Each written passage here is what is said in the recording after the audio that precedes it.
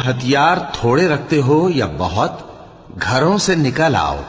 اور اللہ کے رستے میں مال اور جان سے جہاد کرو، یہی تمہارے حق میں بہتر ہے، بشرطے کہ سمجھو۔ اگر مال غنیمت آسانی سے حاصل ہونے والا اور سفر بھی ہلکا ہوتا تو یہ تمہارے ساتھ شوق سے چل دیتے،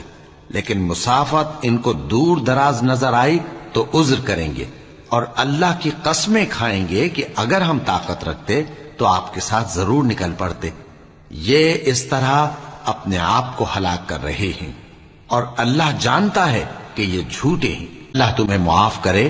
تم نے پیشتر اس کے کہ تم پر وہ لوگ بھی ظاہر ہو جاتے جو سچے ہیں، اور وہ بھی تمہیں معلوم ہو جاتے جو جھوٹے ہیں۔ ان کو اجازت کیوں دی؟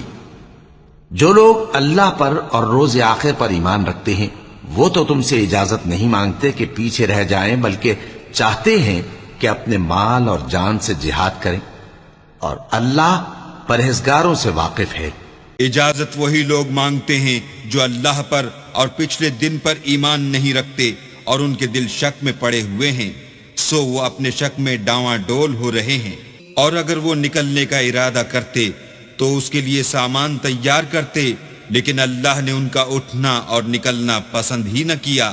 تو ان کو ہلنے جلنے ہی نہ دیا، اور ان سے کہہ دیا گیا کہ جہاں معذور بیٹھے ہیں تم بھی ان کے ساتھ بیٹھے رہو۔ اگر وہ تم میں شامل ہو کر نکل بھی کھڑے ہوتے تو تمہارے حق میں شرارت کرتے اور تم میں فساد ڈلوانے کی غرض سے دوڑے دوڑے پھرتے، اور تم میں ان کے جاسوس بھی ہیں، اور اللہ ظالموں کو خوب جانتا ہے۔